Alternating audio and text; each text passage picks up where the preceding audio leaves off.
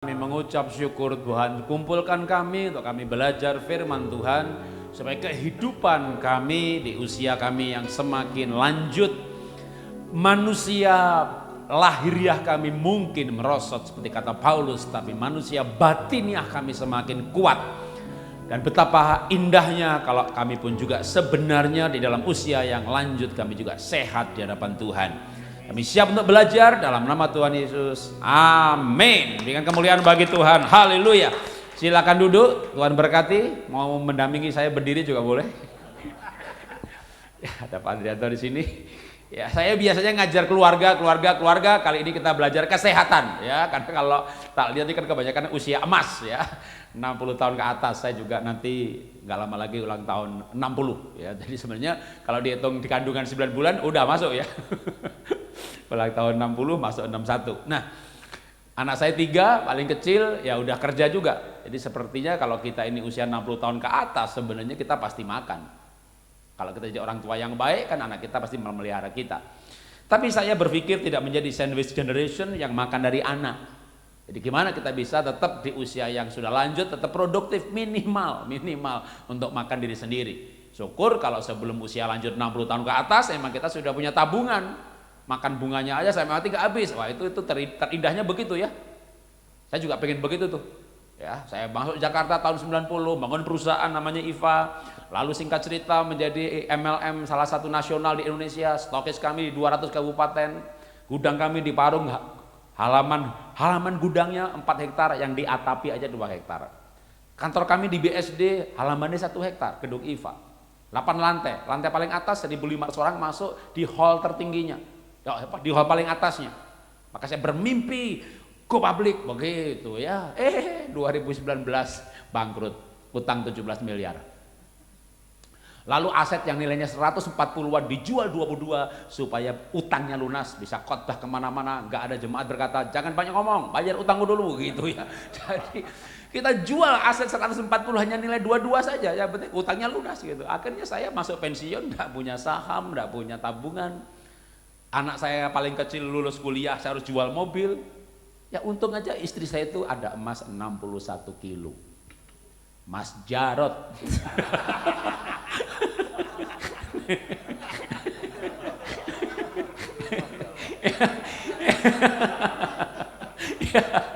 Ini nggak dijual ini ya.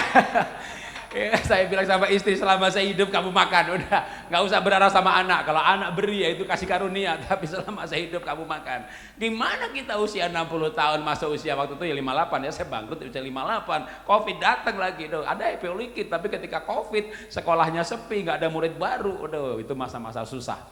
Maka menurut saya dalam 2 tahun terakhir ini sehat itu penting. Kalau kita sehat kita bisa cari uang. Maka sehat badan dulu baru sehat kantong gitu ya, atau sehat kantongnya ya sedikit aja. Sehat roh jiwa tubuh. Oke, boleh file berikutnya. Alkitab berkata, aku berdoa supaya engkau baik-baik dan sehat-sehat saja dalam segala sesuatu. Jantungnya sehat, paru-parunya sehat, darahnya sehat, semuanya sehat ya. Sama. Ternyata menarik nih. Alkitab tuh mengajarkan kesehatan badan itu dipengaruhi kesehatan jiwa. Bahkan badan ini hanya bungkusnya jiwa. Kalau jiwanya nggak kuat, badannya nggak kuat menyangga jiwa. Itu konsep Alkitab. Nah sekarang gimana cara kita sehat? Sehat badan dulu ya bernafas. Kita bisa puasa makan 40 hari asal minum. Ya, tapi kita bisa puasa minum mungkin 3 hari. Berarti minum lebih penting daripada makan. Ya, air yang bagus, nanocluster lebih penting dari ya, karena kita nggak bisa puasa minum lebih dari 37 hari kan gitu kan, berarti itu lebih penting. Anda bisa puasa nafas 1 jam nggak? Hah? Berarti nafas lebih penting daripada minum untuk hidup ini ya. Jadi nafas itu bisa menyehatkan tubuh. Ini kita bicara tubuh dulu. Kenapa? Makanya sekarang ini kan saya ajari olah nafas ya. Jadi breathing teknik, di mana bahasanya bukan energi atau chi alam semesta, enggak, itu bisa reiki, bisa sesat segala macam. Bahasan saya itu gimana Bapak Ibu misalnya pH darahnya 7 atau 6,5 saya jadikan 7,35 dalam 1-2 hari. Gimana Bapak punya misalnya tekanan darah tinggi ya 180, 160. Gimana kalau 10 menit saya turunkan 20 poin? Ya, Anda bisa tadi ada nomor WA, catat nomor WA saya ngajari kelas gratis. HbA 1C 11,5 kayak saya, jadi 6,2, 6 bulan lagi 5,6, enggak pakai obat, enggak pakai insulin, enggak pakai suplemen, saya enggak jual suplemen. Kenapa? Orang tuh bisa sehat lewat nafas. Ya. Pak Hardono ke rumah saya, Pendeta Hardono, aduh pusing banget nih, aku ke mobil dulu. Ngapain lu ke mobil? Kalau pusing gini pasti darah tinggi nih. Oke, mertua saya juga darah tinggi. Tak ambil alatnya, ukur. Wah, 185. Nah, makanya aku ke mobil dulu ngambil obat. Nggak usah. Coba duduk. Saya bilang duduk. Ikuti saya, duduk. Tarik nafas 4 detik, buang 8 detik. Tarik 4 detik, buang 8 detik. 6 menit aja, 5-6 menit. Ukur. 165. Hah? Turun 20 poin. Oke, kalau gitu 5 menit lagi. 150. Sadar gitu bahwa darah tinggi begitu mudahnya dikendalikan. Kenapa Anda nggak olah nafas seperti ini aja 5-4 kali sehari? Begitu tinggi, olah nafas. Langsung hari itu juga Anda bisa lepas obat darah tinggi. Ya, yang susah itu kayak kolesterol, diabetes itu nggak bisa sehari 2 hari. Insomnia seminggu lepas obat. Ya, Anda belajar, saya ajari, saya bisa turunkan denyut jantung Anda sampai Anda ngantuk. Saya bisa naikkan 100% saturasi sampai Anda gampang ngantuk. Kalau kayak insomnia, darah tinggi itu gampang. Ya, kalau kolesterol, diabetes itu kalau mau mujarab sih obatnya plester, lakban.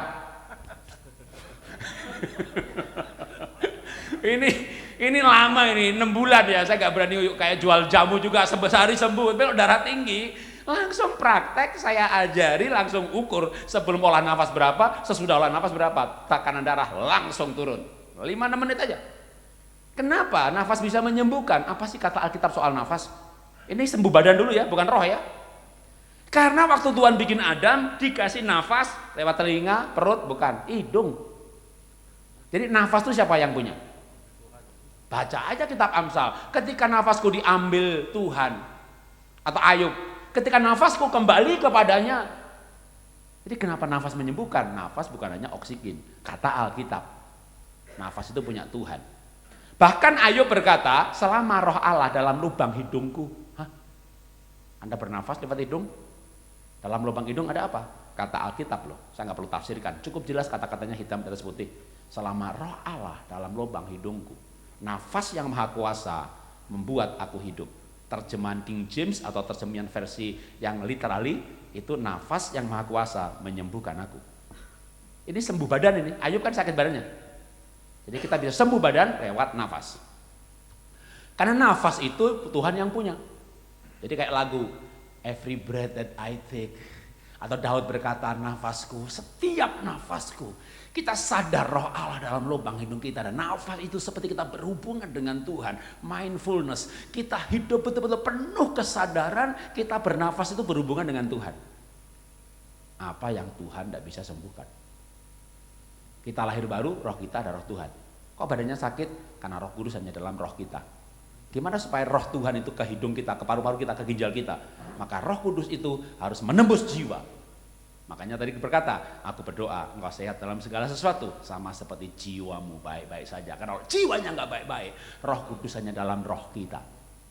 Bagi saya, berbahasa roh bukan tanda penuh Roh Kudus. Orang ateis ikut kebaktian 20 kali, orang yang berbahasa roh, dia ikuti, dia berbahasa roh juga. Pak, penuh Roh Kudus ketika rohnya ada Roh Kudus. Roh Kudus ini keluar ke jiwa, nggak bisa kecewa, kepahitan, nggak bisa pikiran negatif, nggak bisa pikiran cabul. Pikirannya pikiran Kristus, hatinya kasih Kristus, kehendaknya, kan jiwa itu pikiran, perasaan, kehendak. Kehendaknya kehendak Bapa. Roh Kudus keluar dari jiwa sampai ke tubuh. Masa tubuhnya sakit? Maka saya sering tantang, mau sembuh? Izinkan Roh Kudus tidak didukakan, tidak dipenjara oleh jiwa. Izinkan Roh Kudus keluar ke tubuh. Itu penuh Roh Kudus yang keluar dari dalam. Bisa saya datang bawa hamba Tuhan mana dari Amerika, dari Afrika, dari mana, hebat, luar biasa, tumpang tangan. Hadiran hamba Tuhan ini membawa hadirat Tuhan.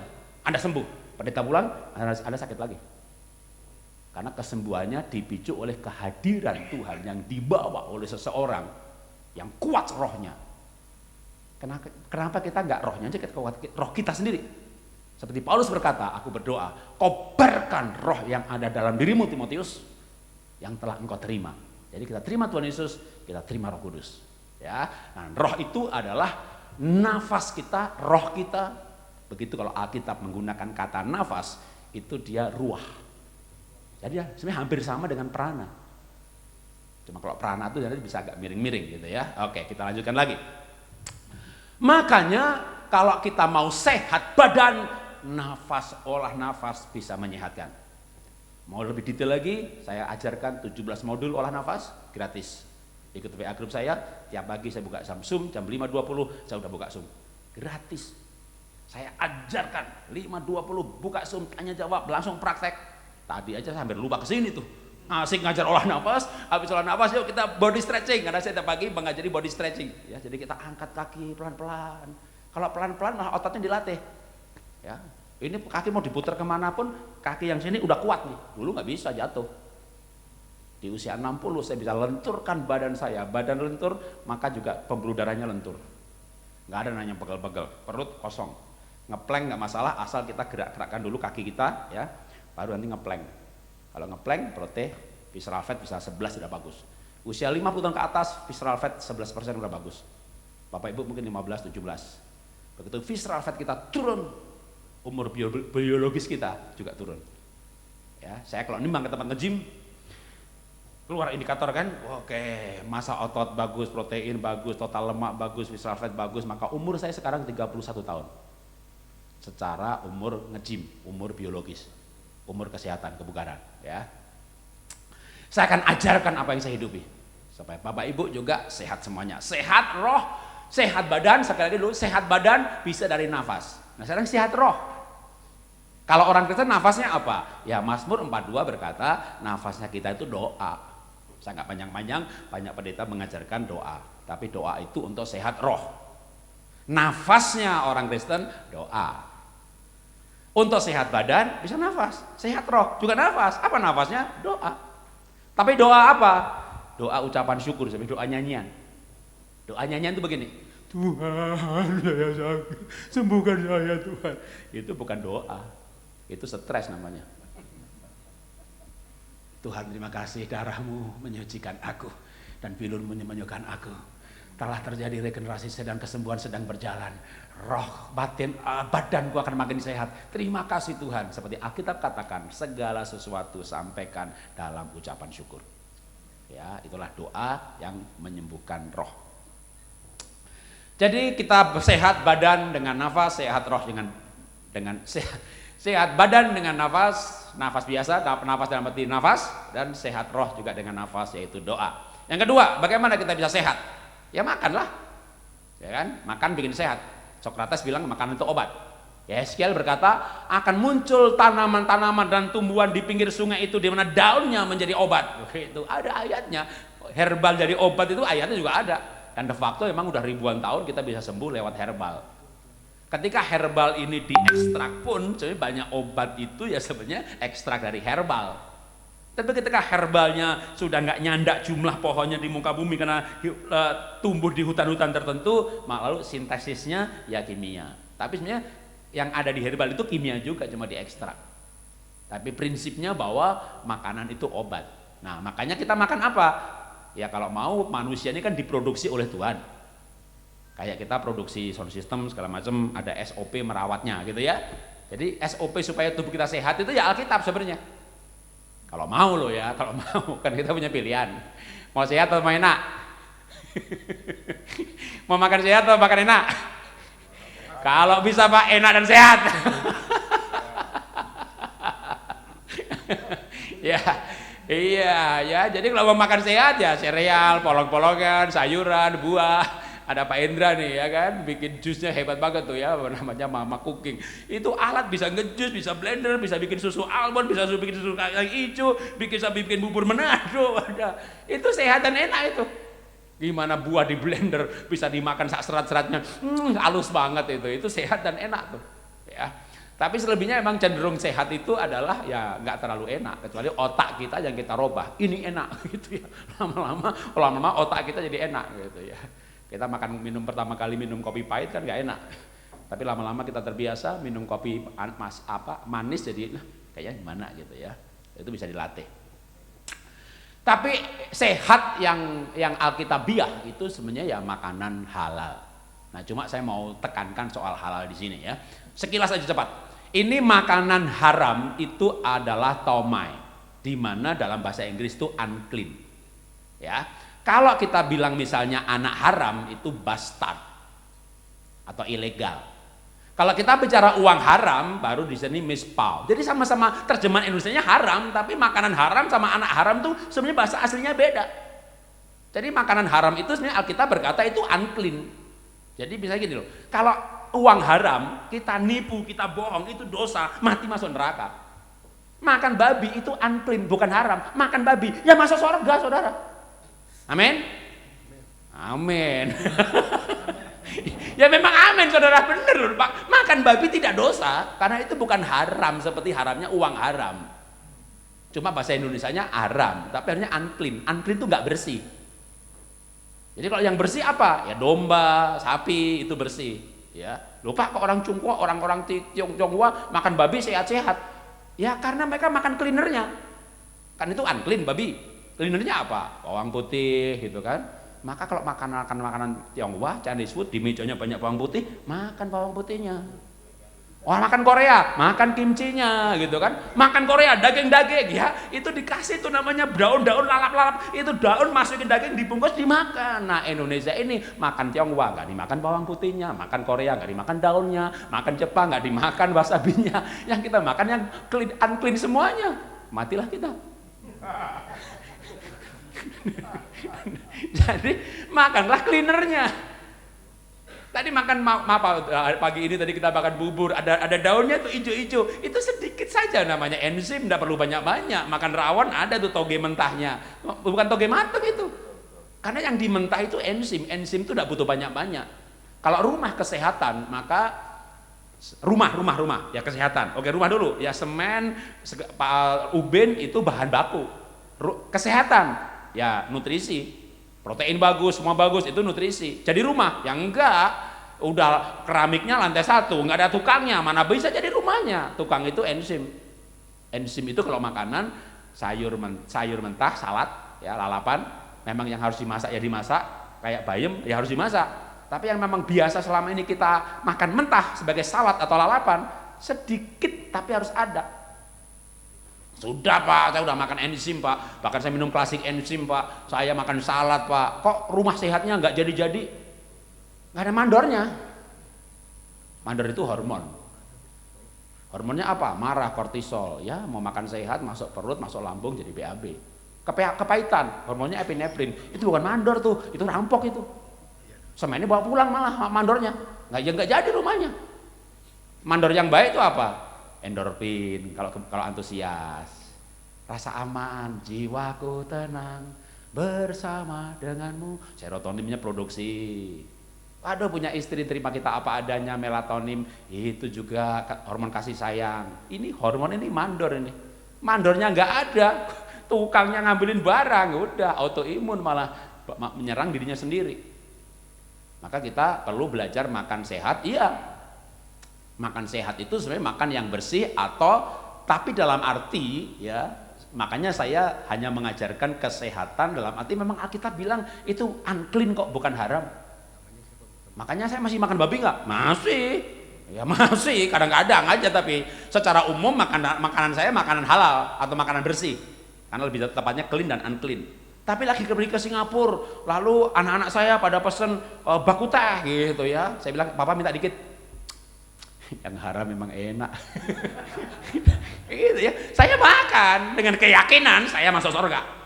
Karena saya masuk surga bukan karena tidak makan babi. Saya masuk surga karena saya terima Tuhan Yesus. Cuma babi kata Alkitab unclean. Kalau saya makan yang unclean, saya minum by clean. Gitu ya. Apa itu? Bawang putih, wasabi.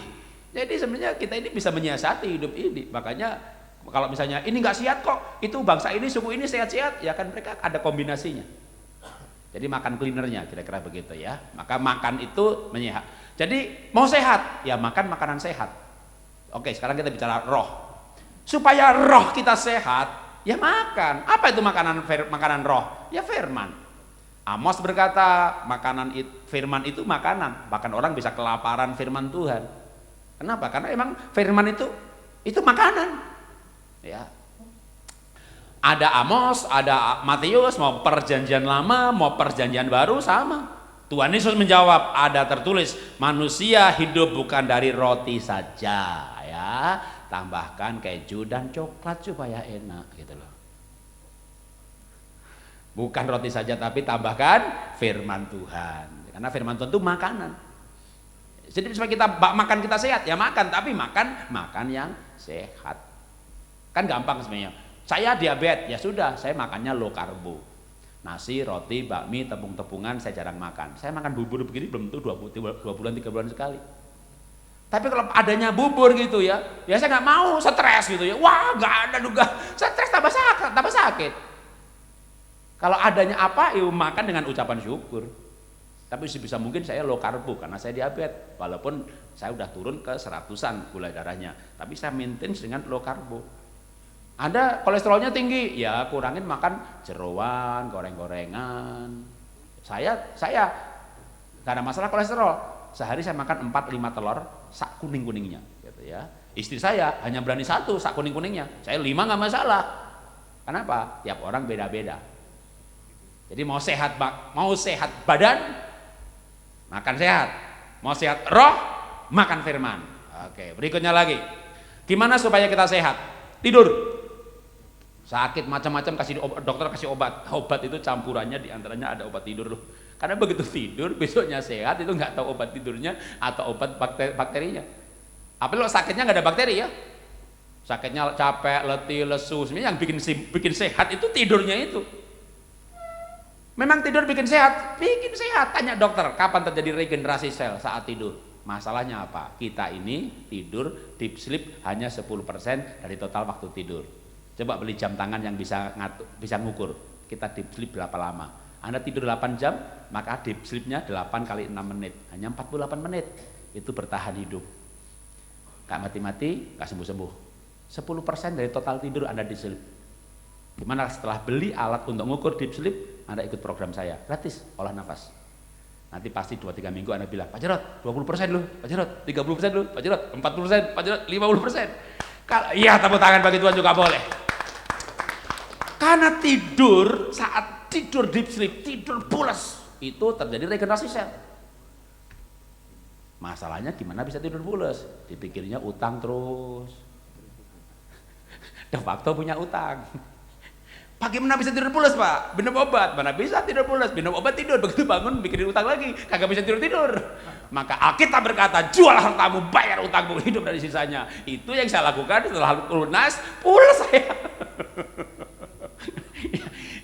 Pulas, gak punya utang gitu ya. Lagi mana Pak utangnya gak lunas Pak? Ya paling gak kita punya komitmen. Oke, saya bayar 30 kali. Aduh kayaknya gak bisa lah, jangan janjiin 40 kali. Mungkin dia marah, tapi lebih baik saya menjanjikan yang tepat. Lalu kita hidup bulan demi bulan, kita bayar.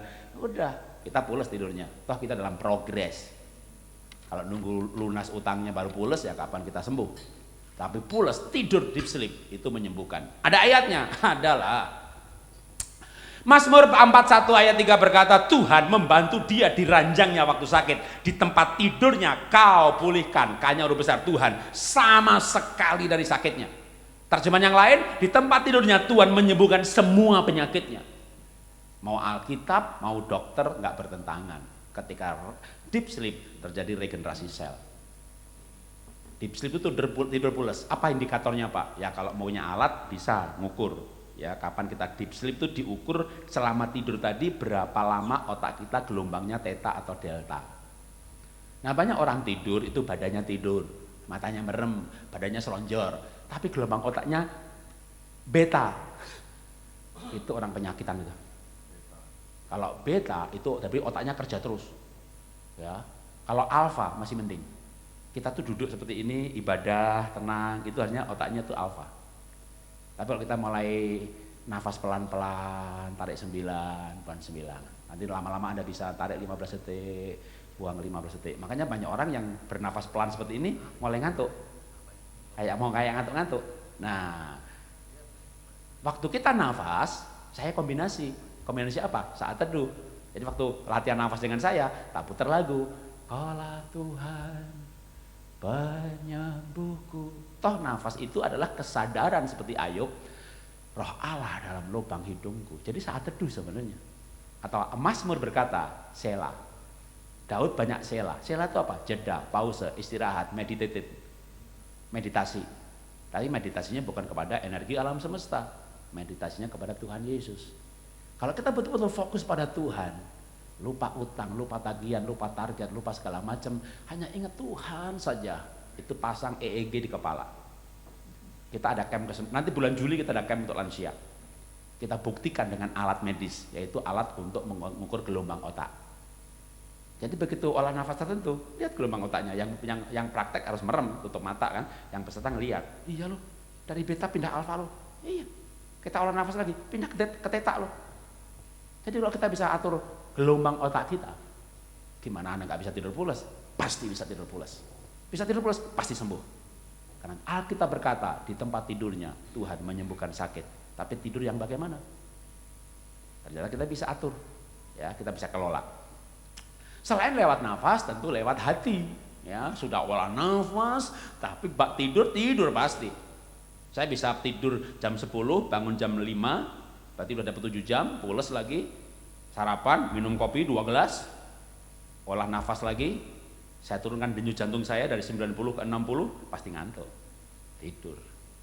Jadi kalau saya malam tidur, terus pagi-pagi flight ke Amerika, ke Doha dulu, atau ke Dubai dulu, 8 jam, di pesawat, ngopi enak juga nih, ngopi, tapi habis itu mau tidur, tidur. Denyut jantung dipelankan aja ke 60. Tarik 4, buang 8, tarik 5, buang 10, atau tarik 6, buang 12, namanya whiskey breathing. Ya kayak minum whiskey, ngantuk, tidur. Tidur tuh, 6 jam, 7 jam, mendarat, transit, terbang lagi. Tadi tidur kan 8 jam kan, nah dari Dubai ke Amerika kan 12 jam, nggak masalah, nggak. 12 jam tuh terasa cepet, yang penting kita tidur 8 jam kan gitu kan. Saya bisa ajari Anda, Bapak Ibu tidur pulas, walaupun baru bangun. Kalau kita bisa tidur, kita sehat. Kalau kita bisa tidur, kita sehat. Tidur itu menyehatkan, kata Alkitab. Nah sekarang, kalau roh Pak, ya tidur juga. Kalau kita badan ini tidur, kalau gelombang otaknya theta atau delta, itu berarti badan kita itu betul-betul tidur. Tapi kalau cuma matanya merem, badannya selonjor, gelombang otaknya beta, bukan alfa, itu sebenarnya kita sedang tidak tidur. Bangun tidur pasti pegel semuanya. Pak, saya bangun tidur pegel semuanya. Lah tadi malam kamu tuh tidur tuh kerja bakti? Ya tidur sih Pak, tapi ngimpi dikejar maling Pak, ngimpi ke Israel tapi di airport ketinggalan pesawat Pak. Saya udah ngimpinya aja susah, gimana bangunnya gitu kan? Ngimpi dikejar maling, kenapa nggak ngimpi nangkep maling, dapat penghargaan, ditepuk tangani, terus tidur pules gitu loh. Ngimpinya dikejar maling, ngimpinya dicekik setan, kenapa nggak ngimpi ngusir setan? Ada apa dengan mimpi? Alam bawah sadar, buah pikiran, berarti pikirannya tidak istirahat.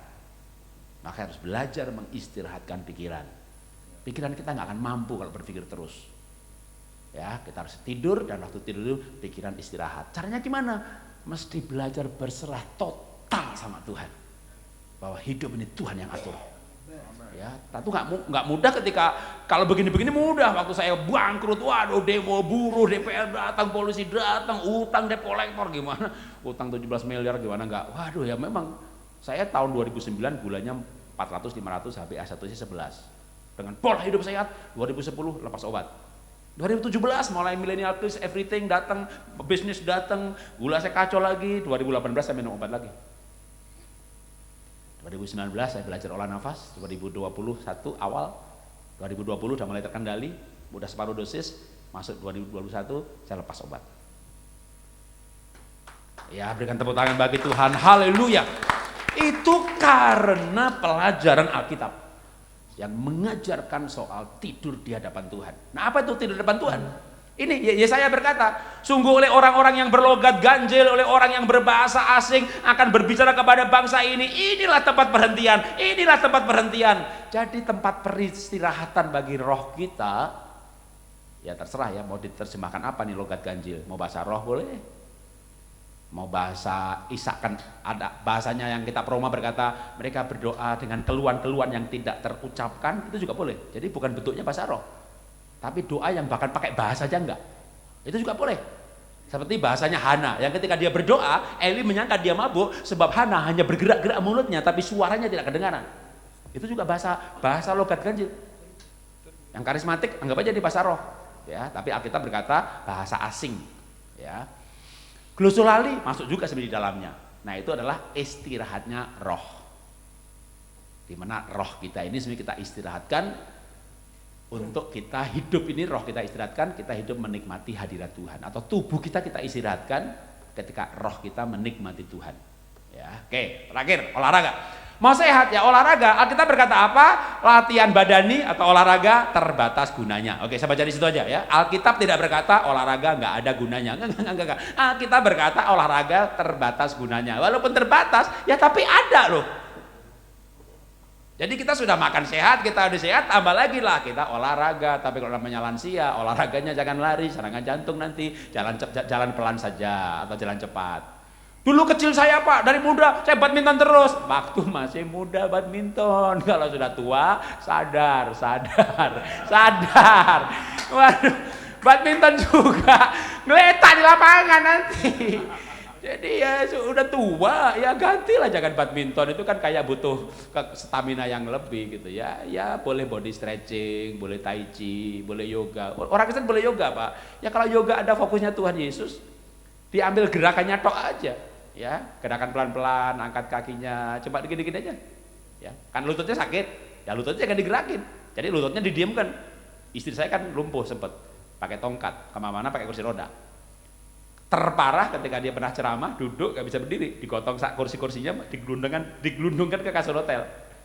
Saya ditelepon, Pak, istri Bapak gak bisa berdiri, kami bawa ke dokter, kami obat. Enggak usah, saya kontak istri saya, olah nafas, Wim Hof 2 tiap jam sampai dia tidur. Besok pagi udah berdiri lagi. Balik ke Jakarta, di MRI, meniskusnya robek. Ya dokter bilang harus operasi.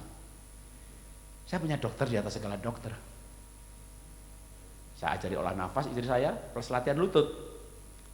Supaya lututnya nggak sakit, badan jangan neken lutut, maka otot paha dikuatin. Otot paha dikuatin, kasih tali karet itu di kakinya, lalu digerak-gerakin begini. Tapi lutut nggak bergerak sama sekali, jadi lututnya aman. Yang digerakkan adalah otot pahanya, ya, atau nggak bergerak sama sekali, diem aja begini, ingtung, duduk tanpa kursi, sampai pahanya gemeter, lalu pelan-pelan atau pegangan, otot pahanya dilatih. Tapi supaya lututnya sakit sembuh, nah, harus makan. Ya kalau stem cell mahal. Saya bikin stem cell sendiri, namanya bone broth. Tulang, buang jeroannya, buang dagingnya, buang semuanya, tinggal tulangnya tok, direbus 12 jam dengan suhu 85 derajat. Itu kayak stem cell.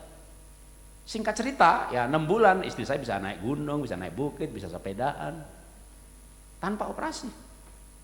Tubuh punya kemampuan menyembuhkan dirinya sendiri. Tapi gimana kita? Ya, tepuk tangan bagi Tuhan. Haleluya. Yang penting kita memberikan kondisi untuk regenerasi sel, ya. Dan termasuk dengan olahraga. Terakhir, kalau sekarang olahraganya roh apa dong? Pak, saya itu kan ngomongin badan aja Pak. Aduh, yang penting rohnya Pak. Oke, rohnya makan firman Tuhan, rohnya bernafas adalah doa. Ya, rohnya sekarang mau kuat. Apa tuh? Kalau badan kan olahraga. Ya, kalau roh apa tuh? Penderitaan. Sebelum kita mati kita mau rohnya kuat, ya kan? Sekolah karakter, mata pelajaran penderitaan, ya kan? Cum laude sertifikat seperti Yesus gitu ya. Maka mana bisa seperti Yesus kalau gak mengalami penderitaan. Tapi penderitaan itu bukan hukuman. Penderitaan itu untuk melatih roh kita sehingga roh kita kuat, ya. Gak ada jalan pintas, gak ada jalan pintas. Penderitaan bagi orang lain adalah hukuman, bagi kita tidak, ya. Dan Tuhan tidak pernah memberikan kita pencobaan melebihi dari kekuatan kita. Oke, kayaknya saya stop. Oh, masih ada lagi. Hati gembira. Ada 50 orang batuk, dikasih 5 jenis obat. Masing-masing berarti 10 obat A, B, C, D. Kelompok obat A sembuh 2, kelompok B sembuh 3, kelompok 4 sembuh semuanya, kelompok 5 sembuh 6. Yang 4 sembuh semuanya. Jadi yang manjur yang obat jenis apa? 4. Itu namanya manjur, semuanya sembuh. Nah, Alkitab berkata hati gembira itu obat yang manjur.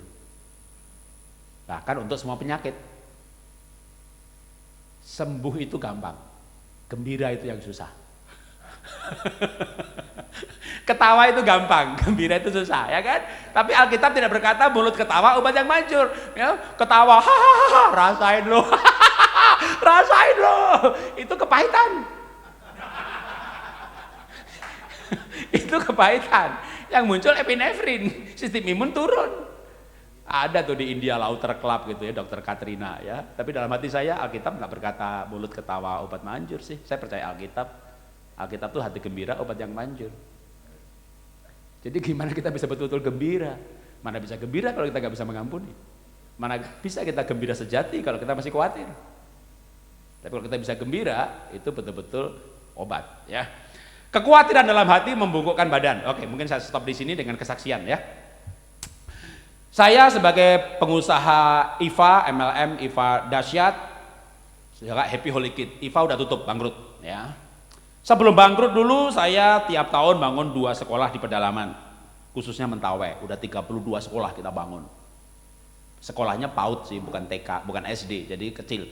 Satu sekolah itu 150 sampai 200 juta. 32 sekolah sudah saya bangun, sekolah yang dibangun itu tiap bulan dibiayai operasionalnya. Ketika bisnisnya bagus, nggak masalah. Itu setahun kira-kira 1,2, 1,5 M, itu perpuluhan kedua aja. Tiba-tiba bangkrut, bangkrut. Malah jual-jual aset, kecuali Mas Jarod nggak dijual, ya kan? Lalu saya selama pandemi hidup dari mana? Lukis. Lihat Instagram saya penuh dengan lukisan. Jadi kalau saya ngelukis satu laku 15 juta, saya sama istri bisa makan. Tapi untuk bangun sekolah di pedalaman, jangan kan bangun, biaya operasionalnya ini bisa 40-50 juta satu bulan. Saya stop, nggak tega, diteruskan nggak kuat. Jadi kalau saya ngelukis sebulan 3-4 lukisan, dulu itu perpuluhan kedua. Sekarang tiba-tiba nyumbang 60-70% dari penghasilan. Pernah hidup seperti itu selama 2 tahun, bulan demi bulan? Itu masuk tahun kedua, saya beratnya minta ampun. Saya merasa hidup ini berat banget. Saya stop nggak tega, ya teruskan saya nggak kuat. Saya tidak pernah bikin malam dana, karena dulu itu yayasan pribadi, di mana kami bekerja, punya keuntungan sumbangan. Tiba-tiba usahanya bangkrut. Ketika saya teruskan nggak kuat, di stop nggak tega, berat. Apa yang terjadi? Pundak saya sakit. Saya pikir kolesterol normal, asam urat normal. Loh nih, kenapa pundak nih? Kalau saraf kejepit, saya pernah saraf kejepit. Kalau begini enak, ya udah begini enak, begini ini, mau begini enak, nggak lama lagi sakit lagi. Mau posisi apa saja sakit. Namanya frozen shoulder. Jadi pundaknya merengkel. Nah, paling enak itu posisinya kalau kita bungkuk. Kalau kita bungkuk begini itu paling enak. Saya pikir lama-lama saya bungkuk beneran ya, karena bungkuk posisi yang terenak. Lalu saya baca Alkitab bahwa apalagi di Alkitab menulis apa? Pinggangku sakit, mules, aku bungkuk. Nah, kenapa bungkuk? Karena gelisah, karena gentar, karena hidup ini berat, ya. Hatiku pahit, pinggangnya sakit. Ada kata bungkuk di sini. Tiba-tiba ayat-ayat ini berbicara kepada saya, kamu itu pundaknya sakit karena kamu hidup merasa berat. Ya di mana nggak berat? Tiap bulan harus membayar perpuluhan berat, itu pasti ada yang berat. 20% berat, gimana 50%? Gimana 60%? Ketika saya merasa berat, hidup ini berat, sudah bangkrut, begini berat banget. Jiwa saya merasa berat, badan saya nggak kuat menahan tubuh saya. Badan saya nggak kuat menahan jiwa saya. Karena saya merasa hidup ini berat, badan saya nggak kuat tahan. Lalu gimana saya sembuh? Waktu saya ketemu teman, ketemu dokter juga, ya udah apa namanya frozen shoulder, si ini juga lupa itu dioperasi sembuh Pak. Lah masa guru olah nafas, masa guru kesehatan operasi, istri aja sakit lutut nggak tahu suruh operasi. Begitu dapat ayat bahwa badan tuh bungkuk karena duka cita, itu Mazmur 38 ayat 5. Maka saya mau sembuh gimana? Ya buang duka citanya.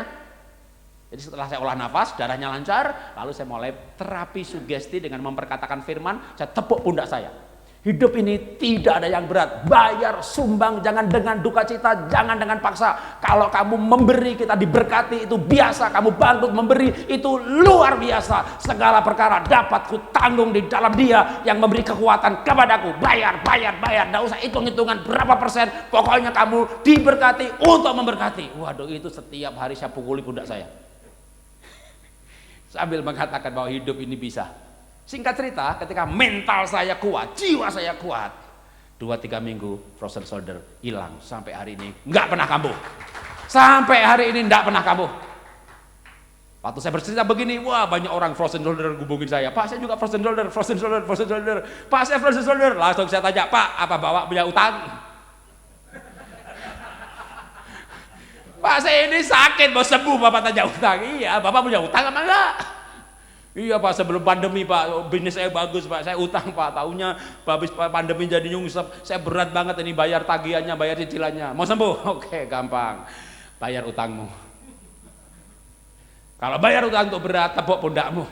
Tidak ada yang berat, Tuhan pasti beri kesanggupan. Yang penting minta dari Tuhan keberanian, kemauan untuk bayar utang, atau keikhlasan. Ikhlas untuk lepas aset, bayar utang. Namanya tanggung jawab, integritas. Ketika kita ikhlas melepas yang kita miliki untuk sebuah tanggung jawab, artinya apa? Mental kita tegar. Kalau mental kita tegar, badan kita enteng. Bungkus jiwa ini enteng. Karena badan ini hanya bungkusnya jiwa. Maka tepat sekali Alkitab sebagai penutup ayat yang kembali pertama tadi. Oke, ya, yang pertama tadi ayatnya adalah 3 Yohanes 1 ayat 12 tadi, atau 3 Yohanes 1 ayat 3 tadi. Aku berdoa supaya kamu baik-baik dalam segala sesuatu. Engkau sehat dalam segala sesuatu, sama seperti jiwamu baik-baik. Jiwanya baik, badannya baik, mau kerja, mau cari uang. Coba kita pusing, mikir cari uang aja susah. Kakinya sakit, mau cari uang susah juga. Maka sebenarnya kalau kita sehat badan, sehat roh, sehat jiwa, nanti cepat lambat sehat kantong juga. Itu ada nomor WA saya untuk belajar olah nafas, olah hati, olah pikir, olah rasa, inner healing, kognitif terapi, semuanya gratis. Asal mau bangun pagi, jam 5.30 buka Zoom. Senin malam seminar gratis. Sekarang udah 87 WA group, 40.000 orang dari seluruh dunia. Kalau tak lihat nomor WA-nya, Afrika, Indo, Amerika, Thailand, aduh nggak tahu deh, kayaknya nggak semua negara terwakili ada. Gratis. Gratis pun saya lakukan dengan rajin setiap hari Senin Jumat buka Zoom. Tapi menariknya nih, sebagai penutup sekalian, dari tadi penutup terus ya. Menariknya begini, banyak orang-orang yang diberkati, duitnya banyak, tidurnya malam, bangunnya siang, nggak pernah bisa ikut pagi. Pak, saya nggak bisa ikut pagi Pak, bikinlah Pak kelas berbayar, nggak apa-apa Pak. Saya udah komitmen sama Tuhan. Dulu saya belajar begini juga bayar. Untuk saya sehat itu saya belajar olah nafas itu bayar. Ya nggak mahal sih, 1 bulan 100.000, tapi kan 17 modul kan 1,7 juta. Akhirnya saya bikin kelas komitmen sama Tuhan. Tuhan udah sembuhkan saya, Tuhan tolong keluarga saya, ini gratis. Tapi banyak orang yang, Pak, saya itu nggak susah ngikutin pelajaran Bapak, kecepetan Pak, itu bangun pagi nggak bisa, saya mau kelas berbayar, bayar nggak apa-apa dah. Akhirnya saya bawa kelas berbayar malam hari, seminggu 2 kali. Ya, itu 1 paket 2 juta. Itu yang ikut tuh ya satu rombongan tuh 40 orang, 50 orang. Saya bilang sama yang bayar loh, ini yang gratis pagi hari sama yang bayar itu banyak. Pelajarnya sama. Ya, tapi saya nggak bisa bangun pagi Pak, gitu, bayar ya nggak apa-apa.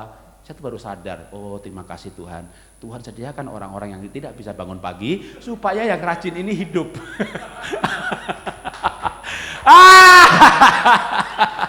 Tapi kalau saya nggak sehat, mana bisa pagi malam ngajar gitu kan. Jadi ketika saya sehat, saya rajin, ternyata Tuhan sediakan orang-orang yang nggak bisa bangun pagi supaya kita yang rajin. Makanya kalau kita rajin itu diberkati kok. Kalau kita rajin pasti diberkati. Kalau rajin kita pasti makan. Kalau kita rajin pasti makan. Tuhan sediakan banyak orang yang memang mau membayar, ya juga untuk kalau yang gratis kan Zoom-nya 300 orang, 500 orang, 200 orang. Kalau berbayar kan cuma 20, bisa tanya-tanya, saya begini gitu ya. Tapi saya itu kadang-kadang kayak dulu tuh saya nggak pernah mikir untuk bikin program berbayar. Ya saya mikirnya ini pelayanan saya, kan waktu bangkrut tuh mau buka gereja, banyak juga yang ngompori saya, Pak buka gereja Pak, Bapak pelajarannya bagus, tak dukung deh gitu. Masa saya pensiun cari kolektor. Kayaknya nggak siap mental ya, sebagai pengusaha harus buka gereja, makan dari kolektor gitu, kayaknya kok gimana gitu, saya nggak siap mental gitu ya. Ya akhirnya tetap melayani aja kan gitu kan. Tapi terus begitu masuk dalam dunia kesehatan ini ternyata, waduh, ngajari olah nafas, yang bayar mau, lalu yang olah-olah, yang pada ikut olah nafas ini kan kita bikin seminar sama Pak Indra, ini jus bagus. Sama Pak Indra dikasih komisi.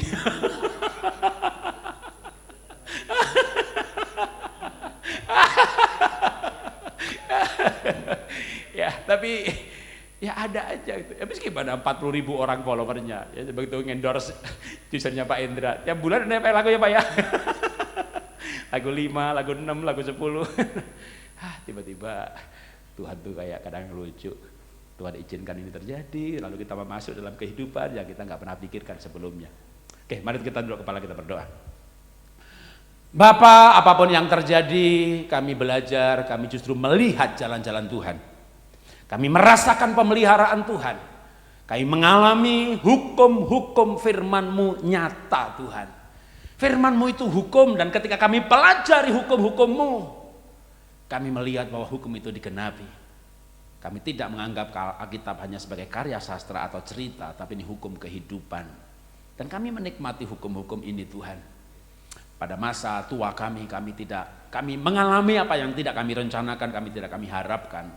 Keadaan ekonomi, COVID, bisnis, membuat kami masuk dalam sebuah perjalanan hidup yang kami sebenarnya tidak merancang seperti ini, tapi ini rencana Tuhan untuk kami mengenal jalan-jalan Tuhan. Pada masa tua kami, lansia kami, usia emas kami mengalami masa keemasan berhubungan dengan Tuhan, pergaulan dengan Tuhan, dan kami menikmati hidup ini Tuhan. Apapun yang terjadi kami bisa bersyukur atasnya, karena apapun yang terjadi membuat kami melihat dan menikmati jalan-jalan Tuhan. Dalam nama Tuhan Yesus kami belajar. Amin. Tuhan berkati.